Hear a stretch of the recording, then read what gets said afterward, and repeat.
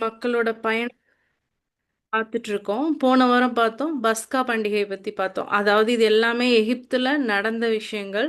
இன்னும் அவங்க கிளம்பல. Actually journey part 1 தான் இதா இருக்கணும். இப்பதான் அவங்க கிளம்ப போறாங்க.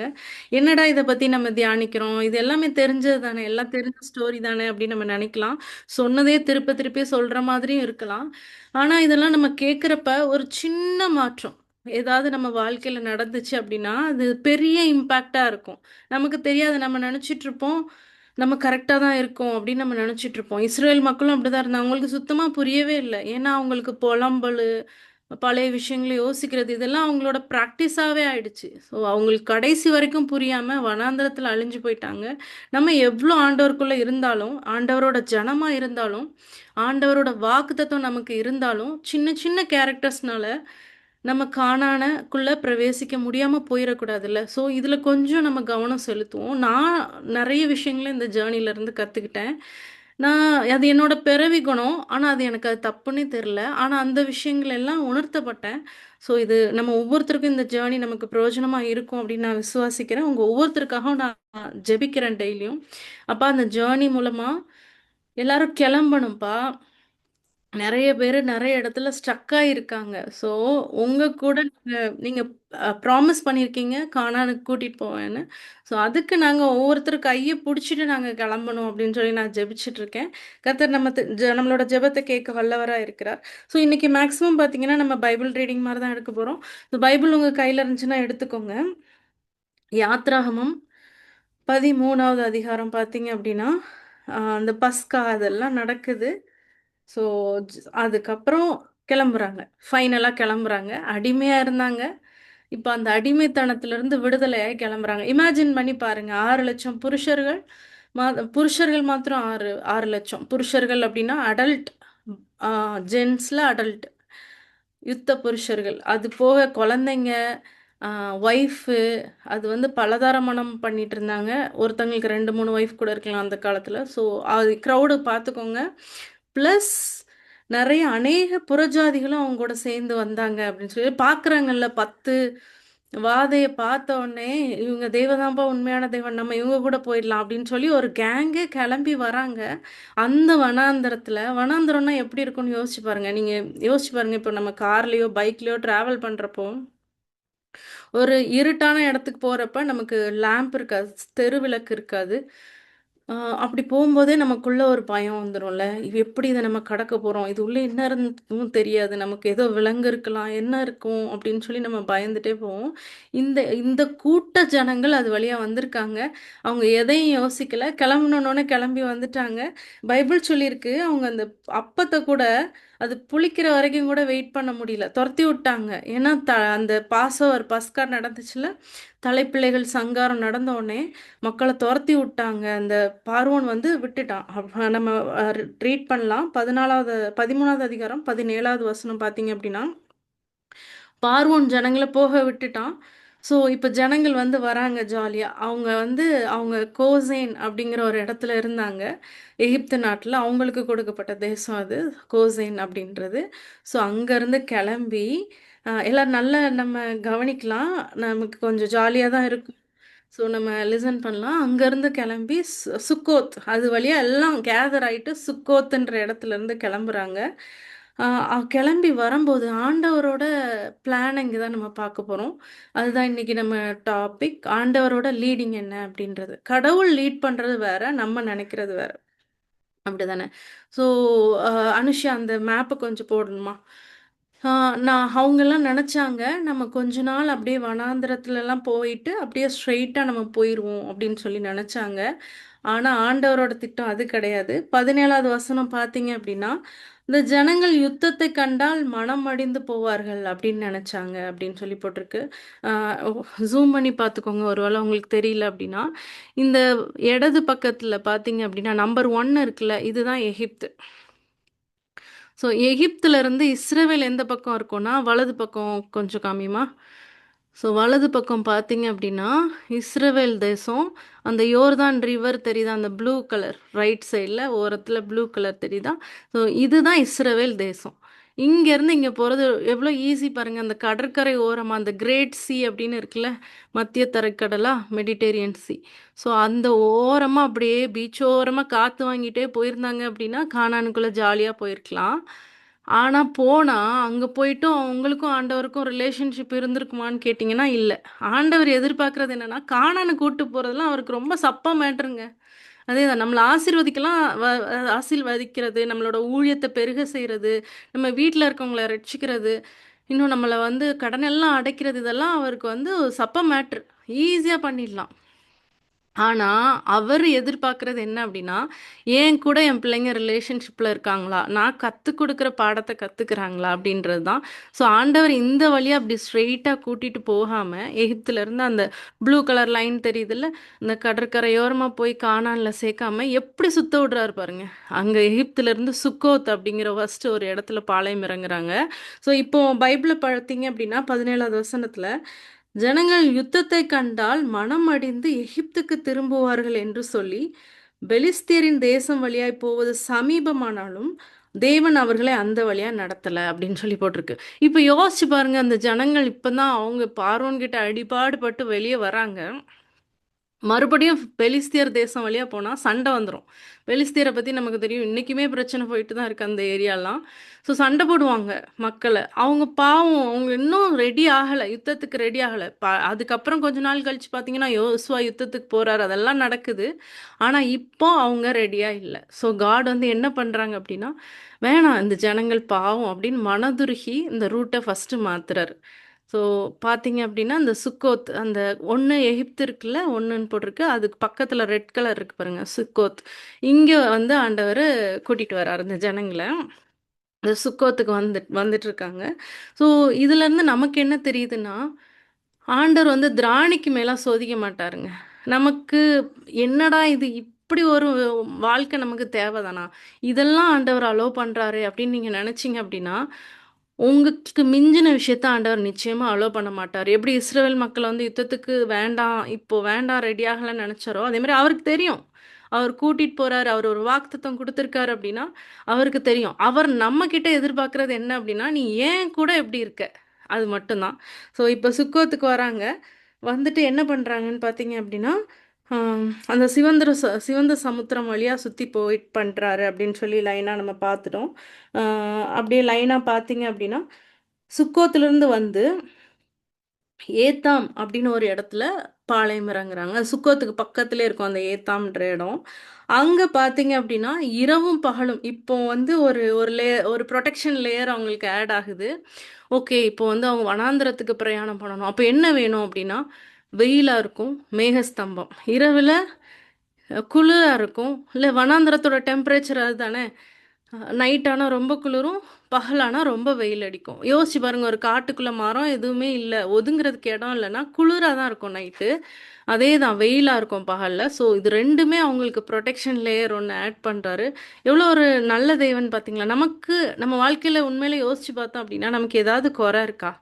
அப்படின்னு பார்த்தா இல்ல. எதுக்காக ஆண்டவர் இதெல்லாம் பண்றாரு மக்களுக்கு அப்படின்னா, அவங்க முறுமுறுக்கணும்னு நான் சொல்லி இப்படி மேல பார்த்தாங்கன்னா, மேல என்ன இருக்கும்? மேகஸ்தம்பம் இருக்கும். நைட்டு எந்திரிச்சாங்கன்னா வெளிச்சம் இருக்கும். அக்கினி ஸ்தம்பத்துல இருந்து. அவங்க வந்து ஆண்டவர் கூடவே இருக்கணும் அப்படின்னு நெனச்சாரு. அவரோட மனச நம்ம புரிஞ்சுக்கணும். அவர் நம்ம கூட இருக்கணும், ஞாபகப்படுத்தணும், நம்ம கூடவே இருக்கணும் அப்படின்னு சொல்லி நெனச்சுட்டு, ஒரு வழியில கூட்டிட்டு போறாரு. ஆனா, நம்மளும் நெறைய டைம்ல இஸ்ரேல் மக்கள் மாரி தான் இருக்கோம். ஆ சரி, அந்த மாரி மேகஸ்தம்பம், அக்கினி ஸ்தம்பத்துல ஆண்டவர் வராரு. ஜனங்களிடத்திலிருந்து விலகி போகவில்லை அப்படின்னு சொல்லி 22வது வசனம் சொல்லியிருக்கு. அதுக்கப்புறம் பார்த்தீங்க அப்படின்னா, செங்கடல் கிட்ட வராங்க. 2வது வசனம் 14வது அதிகாரம் 2வது வசனம் பார்த்தீங்க அப்படின்னா, மித்தோலுக்கும் சமுத்திரத்திற்கும் நடுவே பாகால் சேபோனுக்கு முன்பாக இருக்கிற ஈரோத் பள்ளத்தாக்கின் முன்னடியில் பாளையம் இறங்க வேண்டும் அப்படின்னு சொல்லி சொல்றாரு. அதாவது இதுல பார்த்தீங்கன்னா 2வது வசனம் பார்த்தீங்கன்னா, திரும்பி அப்படின்னு சொல்லி போட்டிருக்கு. அதாவது இப்போ சுக்கோத்துல இருந்து ஸ்ட்ரெயிட்டா கூட காதேஷ் பர்னேயாக்கு போயிடலாம். நமக்கு தெரியும் காதேஷ் பர்னேயான்ற இடம் வழியா தான் போனாங்க அப்படின்னு சொல்லிட்டு. இப்போ இது பார்த்தீங்கன்னா, இந்த இமேஜ பார்த்தீங்கன்னா, 1க்கு கீழ சுக்கோத்ன்னு ஒரு புள்ளி இருக்கு. ரெட் கலர் புள்ளி. அங்கருந்து பார்த்தீங்கன்னா, 4வது இடம் தான் காதேஷ் பர்னேயா. தேங்க்ஸ்மா. ஆ. ஸோ இதான் வந்து காதேஷ் பர்னேயா. இந்த சுக்கோத்லேருந்து காதேஷ்க்கு போறது ரொம்ப ஸ்ட்ரெயிட் ஃபார்வர்ட். ஆனா காட் வந்து திருப்பி அப்படின்னு இந்த ஒரு திரும்பி அப்படின்னு சொல்லி ஒரே ஒரு வேர்ட்ல போட்டாங்க. ஸோ இப்போ அவர் லீட் பண்றாரு பாருங்க. பத்தாது, இந்த இஸ்ரவேல் மக்களுக்கு நெறைய பண்ணிட்டாங்க, எகிப்து ஜனங்கள். ஸோ இது வந்து பத்தாது. இந்த தண்டனைகள் அவங்களுக்கு பத்தாது. இன்னும் அவங்க மூலமா ஆண்டவர் மகிமைப்படணும்னு நெனச்சாரு. ஆண்டவர் வந்து இஸ்ரேல் மக்களை எவ்வளோ நேசிக்கிறாருன்றத ஆண்டவர் இஸ்ரேல் மக்களுக்கு காமிக்கணும் அப்படின்னு நெனச்சாரு. ஸோ திரும்பிருங்க அப்படின்னு சொல்லிட்டு, இப்போ ரெட் சி வழியா போறாங்க. இங்க வந்து இது ஒரு ட்ராப் அப்படின்னு சொல்லி பார்வைன்னு சொல்றாங்க. என்ன அப்படின்னா, அந்த இடம் எப்படி இருக்குமா, 2 சைடும் மலை கவர் ஆயிட்டு இருக்குமா, கரெக்ட்டா அந்த இடத்துல. ஆ அந்த கிராசிங் த ரெட் சீன்னு போட்டிருக்குல்ல, ஸோ அங்க ஒரு மோசே கோல தூக்கி நிக்கிற மாரி இருக்கு பாருங்க. ஸோ அந்த இடத்துல பார்த்தீங்கன்னா, முன்னாடி செங்கடல், 2 சைடும் மலை. 2 சைடு வழியாவும் ஓட முடியாது அவங்களுக்கு. பின்னாடி பார்த்தீங்க அப்படின்னா எகிப்து. ஸோ இந்த மாதிரி ஒரு ட்ராப்ல மாட்டணுன்றதே ஆண்டவரோட பிளான் தான். நம்ம நினைக்கிறோம், "எதுக்குப்பா என்னை இப்படி போட்டு வறுத்தெடுக்கிறீங்க? எங்கேயுமே போ முடியல." அப்படின்னா, "நீ மேல பாரு." அப்படின்னு ஆண்டவர் சொல்றாரு. இந்த பக்கம் போ முடியல, அந்த பக்கம் போ முடியல. என் வாழ்க்கை இப்படி ஆயிடுச்சே. பிறந்த இடத்துல சந்தோஷம் இல்ல. கல்யாணம் ஆன இடத்துல எனக்கு சந்தோஷம் இருக்கும்னு நெனச்சேன். அதுவும் இல்ல. என் பிள்ளைங்க மூலமா எனக்கு சந்தோஷமா இருக்கும்னு நெனச்சேன். அதுவும் இல்ல. அ என் ஊழியத்துல எனக்கு சந்தோஷம் இருக்கும்னு நெனச்சேன். அதுவும் இல்ல. இப்படி எல்லா இடத்துலயும் மாட்டிட்டு இருக்கேன் அப்படின்னு நீங்க நெனச்சீங்க அப்படின்னா, இது ஆண்டவர் ஏற்படுத்தின ட்ராப். இப்போ இந்த டைம்ல என்ன எங்க நோக்கி பார்க்கணும் நம்ம அப்படின்னா, மேல நோக்கி நம்ம பார்க்கணும். ஸோ இந்த பாடத்த கத்துக் குடுக்கிறதுக்காக ஆண்டவர் இந்த இடத்துல கொண்டாந்து மாட்ட வைக்கிறாரு. இப்போ வந்து எகிப்தியர பார்த்தீங்க அப்படின்னா, 4வது வசனம். ஆண்டவரு சொல்றாரு, "நான் வந்து பார்வோனோட ராணுவத்தாலும் நான் மகிமைப்படுவேன்" அப்படின்னு சொல்லி ஆண்டவர் சொல்றாரு. ஸோ இப்போ 5வது வசனம் பார்த்தீங்க அப்படின்னா, எகிப்தோட பார்வோனும், அவனோட ஊழியக்காரனுக்கும் மைண்ட் மாறிடுச்சு. இந்த ஜனங்கள் ஆராதனை செய்ய போறேன்னாங்க. நம்ம போனா போதும்னு விட்டுட்டோம். ஆனா, இவங்க வரமாட்டாங்க போல இருக்கு. இவங்க ஓடி போயிட்டாங்க அப்படின்னு சொல்லி, நமக்கு இனிமே யார் இந்த மாரி அடிமை கிடைப்பாங்க? இவ்ளோ மக்கள் கிட்டத்தட்ட 20,00,000 அப்படின்னு சொல்றாங்க. ஸோ இவ்ளோ நெறைய ஊழியக்காரங்க, வேலைக்காரங்க எப்படி நமக்கு கிடைப்பாங்க? வேலைக்காரங்க கிடைக்கிறது இந்த டைம்ல கஷ்டம் இல்ல? ஆ ஸோ அது மாதிரி தான். அவங்களுக்கு வேலைக்கு ஆள் இல்லையே அப்படின்னு சொல்லிட்டு, தப்பு நம்ம அவங்கள விட்டுட்டோம்னு எல்லாம் கிளம்பி வராங்க. அதுவும் ஆண்டவர் அலோ பண்ணி தான் நடக்குது. ஸோ நம்ம வாழ்க்கையில் நடக்கிற ஒவ்வொரு விஷயம் ஆண்டவர் அலோ பண்ணாம நடக்கிற காரியம் கிடையாது. என்ன பிரச்சனையா இருந்தாலும், சில பேர வந்து நமக்காக ஆண்டவர் வச்சிருப்பாரு. போய் குத்திக்கிட்டே இரு அவங்கள அப்படின்னு சொல்லி வச்சிருப்பாரு. நம்ம அவங்க மேல கோவப்பட்டுட்டு இருப்போம்.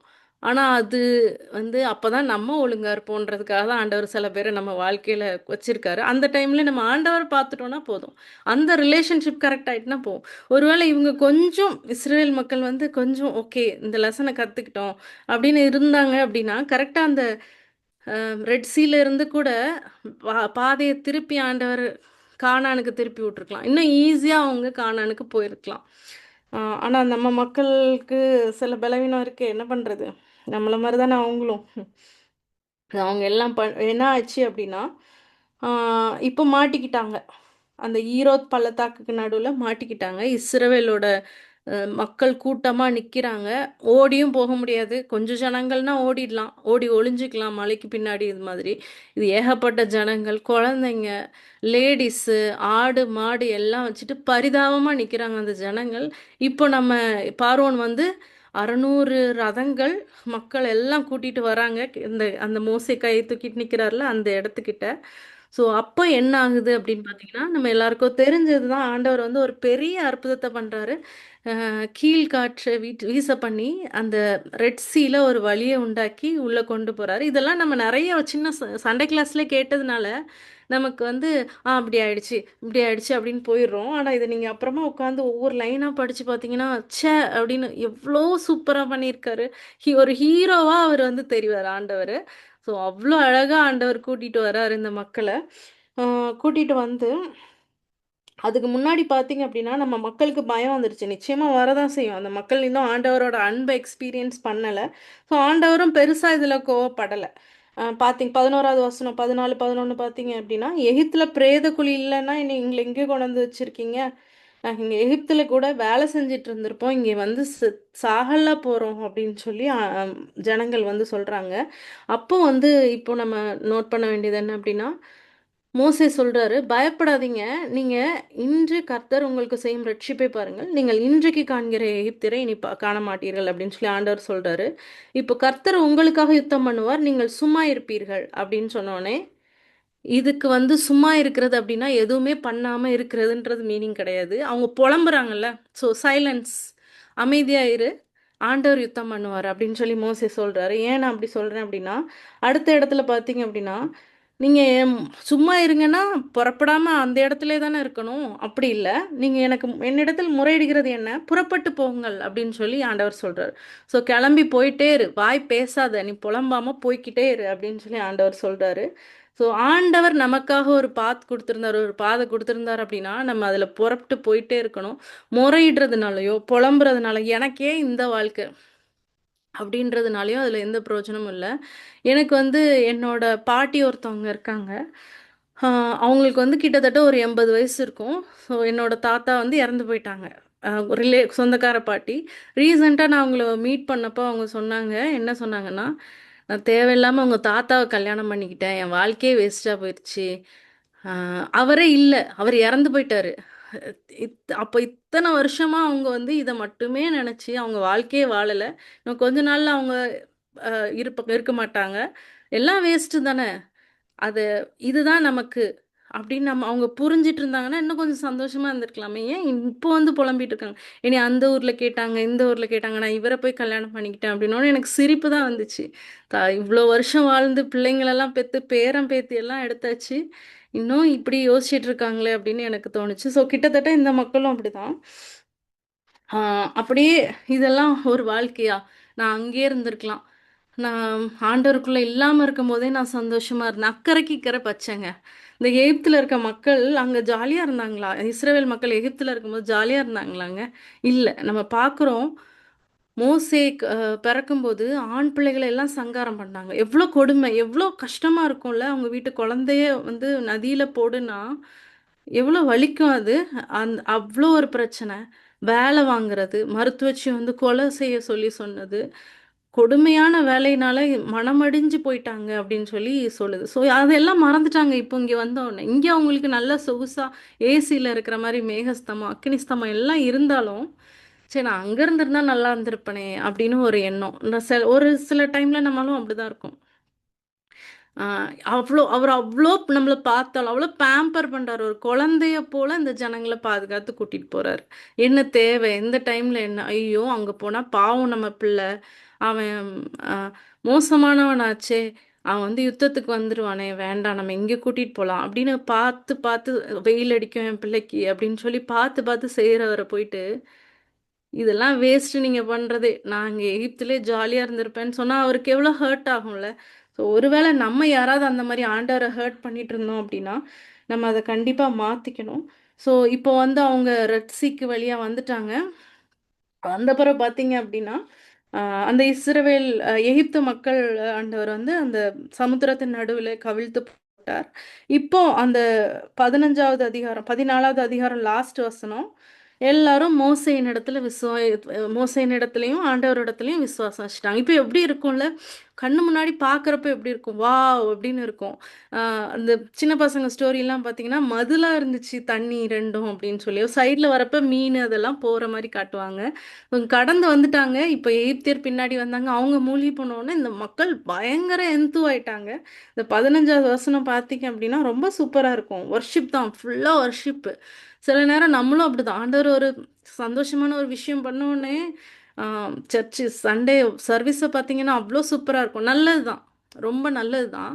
ஆனா, நமக்கு அடுத்து துன்பம் வரும்போது, அந்த மொமெண்ட்ட நம்ம நெனச்சுக்கணும். எப்படி தாவீது வந்து ஆ இவன் கிட்ட போயிட்டு கோலியாத் கிட்ட போய் யுத்தம் பண்ணும்போது என்ன யோசிக்கிறாருன்னா, நான் கரடியும், சிங்கத்தையும் மேற்கொண்டேன். ஆண்டவர் எனக்கு பலன் குடுத்தாரு. ஸோ இதையும் என்ன மேற்கொள்றதுக்கு பலன் குடுப்பாரு. அப்படின்னு நெனச்சு, அப்படியே முன்னாடி போய்க்கிட்டே இருந்தாரு. அதனால தான் தாவீது ராஜாவாக முடிஞ்சது. எல்லாமே பண்ண முடிஞ்சது. ஸோ நமக்கு ஒரு வேள சில பிரச்சனை வந்துச்சுன்னா, நம்ம முன்னாடி ஆண்டவர் செய்த நன்மைகள நம்ம நெனைக்கணும்.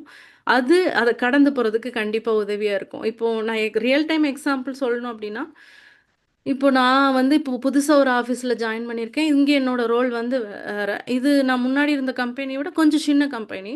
ஸோ என்ன ஆயிடுச்சு அப்டின்னா, முன்னாடி கம்பெனியில பிஸ்னஸ் அனலிஸ்ட்னு ஒருத்தங்க இருப்பாங்க. எனக்கு மேல 4, 5 பேர் இருப்பாங்க. அப்புறம் தான் கிளையன்ட்டு. ஸோ அவங்கவங்க வேலைய பார்ப்பாங்க. எனக்கு ஈஸியா இருக்கும். இப்போ வந்து பார்த்தீங்க அப்படின்னா, கிளையண்ட்ட ஃபேஸ் பண்றதே நான் தான். அப்படின்றப்போ ரொம்ப கஷ்டமா இருந்துச்சு. போன வாரம்லாம் ஒரு மீட்டிங் நடந்துச்சு. அப்படியே என்னோட கான்ஃபிடென்ட் லெவலே வந்து பிரேக் ஆயிடுச்சு. நம்ம இந்த இந்த ஃபீல்ட்லலாம் நம்ம வந்து சர்வை பண்ணவே முடியாது. வேலைய விட்டுட்டு வேற ஏதாவது பார்க்கணும்னு நிஜமா நான் சொல்றேன். என்ன பண்ணலாம் அடுத்துன்னு யோசிக்க ஆரம்பிச்சுட்டேன். இது வளர்க்கலாமா? மாடு வளர்க்கலாமா? அந்த மாரி ரேஞ்சுக்கு இப்போ அதுவும் நான் தப்புன்னு சொல்ல வரல. ஆனா ஒரு சின்ன இடத்துல நம்ம உடனே வெக்ஸ் ஆகி போயிடுறோம்ல. ஆண்டவர் ஒருவேளை இந்த பாதையில நம்மள லீட் பண்ணணும்னு நெனச்சாருன்னா, அதுல வர துன்பங்களையும், அதுல வர பிரச்சனைகளையும் ஃபேஸ் பண்றதுக்கு நமக்கு பலன் கொடுப்பார். அடுத்த மீட்டிங் வந்தோனே எனக்கு ரொம்ப பேனிக் ஆக ஆரம்பிச்சுருச்சு. ஐயோ! மறுபடியும் முதல்லருந்து இவங்ககிட்ட போய் அசிங்கப்படணுமா? அப்படின்னு சொல்லிட்டு. அப்ப நான் யோசிச்சேன். நான் எப்படி ஸ்டார்ட் பண்ணேன் இந்த பாதைய அப்படின்னு யோசிச்சேன். ஆண்டவர் வந்து எவ்வளோ தூரம் கூட்டிட்டு வந்திருக்காரு. எத்தனை இடத்துல என்னை உயர்த்தி வச்சிருக்காரு அப்படின்னு நான் நெனச்சப்போ, எனக்கு வந்து ஒரு தைரியம் வந்துச்சு. ஓகே, நம்ம இத பண்ணலாம். இவ்வளோ தூரம் நடத்தின ஆண்டவர் இதுக்கப்புறம் நடத்த மாட்டாரா? அப்படின்னு சொல்லிட்டு. ஸோ இஸ்ரவேல் மக்களும் இந்த இடத்துல சந்தோஷம் இருக்கு. நான் ஏன் இத சொல்றேன்னு அடுத்தவங்களுக்கு தெரியும். ஸோ சந்தோஷமா பாட்டு பாடுறாங்க. அடுத்த நாளு, அடுத்து 3 நாள் வனாந்திரத்துல 15வது வருஷம் வசனம் 22வது வசனம் பார்த்தீங்க அப்படின்னா, 3 நாள் வனாந்திரத்துல தண்ணி இல்லாம நடந்தாங்களாம். அவ்வளோதான் புஸ்ஸுன்னு போயிடுச்சு. இந்த விசுவாசம், ஆடல், பாடல் எல்லாம் போயிடுச்சு. "அப்பா எனக்கு தண்ணி குடுங்கப்பா, எனக்கு ரொம்ப கஷ்டமா இருக்கு. செங்கடல் வழியா எங்கள கூட்டிட்டு வந்தீங்களே, இத பண்ண மாட்டீங்களாப்பா?" அப்படின்னு கேட்டிருந்தாருன்னு வைங்களேன், அவர் ஒரே நிமிஷத்துல மழைய பெய்ய பண்ணியிருப்பார். எல்லாமே அவரோட கண்ட்ரோல்ல தான். காற்ற கண்ட்ரோல் பண்ணி தானே கடல பிளந்தாரு. செங்கடல் அவரோட கண்ட்ரோல்ல. ஸோ அழகா கேட்டிருக்கலாம்ல. ஆனா அவங்க என்ன பண்ணிட்டாங்க அப்படின்னா, முறுமுறுக்க ஆரம்பிச்சுட்டாங்க. 24வது வசனம் பார்த்தீங்கன்னா, 15, 24 முறுமுறுத்தாங்க. இப்பவும் ஆண்டவர் கோவப்படலங்க. கோவப்படாம என்ன பண்றாரு அப்படின்னா, மரத்த காமிச்சாரு. அந்த இடத்துல தண்ணி கண்டுபிடிக்கிறாங்க. 3 நாளா வந்து தண்ணி இல்லாம சுத்திட்டு இருக்காங்க. ஒரு இடத்துல தண்ணி கண்டுபிடிக்கிறாங்க. மாறான்ற இடத்துல. கசப்பா இருக்கு. அந்த 3வது டாட் பார்த்தீங்கன்னா, மோசே கைய காட்டிட்டு இருக்கிற மாரி இருக்குல்ல, அந்த செங்கடல கலந்துட்டாங்க. அந்த செங்கடலுக்குள்ள ஒரு லைன் லைனா போட்டிருக்கா. அந்த வழியா கடந்து வந்துட்டாங்க. இப்ப மாறான்ற இடத்துக்கு போயிட்டாங்க. இங்க தான் தண்ணி இல்ல. ஸோ அந்த மரத்த போட்டதுக்கு அப்புறமா என்ன ஆயிடுச்சுன்னா, மதுரமா மாறிடுச்சு. இப்போ ஆண்டவர் ஒரு நியமத்த குடுக்குறார். இப்போ ஒரு லெசன் வருது. என்ன அப்டின்னா, என்னோட கட்டளைய நீ கைக்கொண்ட அப்டின்னா, எகிப்தியருக்கு வரப்பண்ணின வியாதிகளில் ஒன்றையும் உனக்கு வரப்பண்ணேன் அப்டின்னு சொல்லி ஆண்டவர் வாக்குத்தத்தம் குடுக்குறாரு. 15:26ல நானே உன் பரிகாரியாகிய கர்த்தர் அப்டின்னு சொல்லி ஆண்டவர் சொல்றாரு. ஆ எதுக்கு அப்டின்னா, இப்போ ஒரு லெசன் வருது. ஃபர்ஸ்ட் இப்போ தான் வந்து எல்கேஜி முடிச்சிருக்காங்க அவங்க. ஃபர்ஸ்ட் ஸ்டாண்டர்ட் வராங்க. பேபீஸ் அவங்க. உண்மைய சொல்லப்போனா பேபீஸ். அதனால தான் யுத்தம் வேணான்னு கூட்டிட்டு வந்தாரு. ஃபர்ஸ்ட் ஸ்டாண்டர்ட் வராங்க. ஃபர்ஸ்ட் ஸ்டாண்டர்ட் வந்தா ஏபிசிடி தெரிஞ்சிருக்கணும்ல. ஸோ ஏபிசிடி ஒண்ணு சொல்லிக் குடுக்குறாரு. என்னன்னா, என்னோட கட்டளைய நீங்க கைக்கொண்டீங்கன்னா, எகிப்தியருக்கு வந்த வியாதிகளில் ஒன்றையும் உங்களுக்கு வரப்பண்ணேன் அப்படின்னு சொல்லி ஆண்டவர் சொல்றாரு. இது இத இந்த ஜனங்கள் கைக்கொள்றாங்களா இல்லையான்னு பார்ப்போம். ஸோ நம்ம இன்னைக்கு என்ன பார்த்துருக்கோம் அப்படின்னா, எகிப்துல இருந்து சுக்கோத்துக்கு வந்திருக்காங்க. மாட்டிக்கிட்டாங்க. ஆனா ஆண்டவர் சித்தம் தான். அந்த பாதையும் ஆண்டவரோட சித்தம். இப்போ நம்ம போயிட்டு இருக்கிறதும் ஆண்டவரோட சித்தம் தான். திராணிக்கு மேல சோதிக்க மாட்டார் ஆண்டவர். ஆண்டவர் நம்ம கூட இருக்கணும். சில விஷயங்கள கத்துக்கணுங்கிறதுக்காக தான் இவ்ளோ பாதைய நமக்கு அலோ பண்ணியிருக்காரு அப்படின்னு சொல்லி நம்ம தெரிஞ்சுக்கணும். ஒரே ஒரு ஆ வசனங்கள் ஒரு சில வசனங்கள வாசிச்சுட்டு முடிச்சிடலாம். சங்கீதம் 91 எல்லாருக்கும் தெரிஞ்ச அதிகாரம் தான்.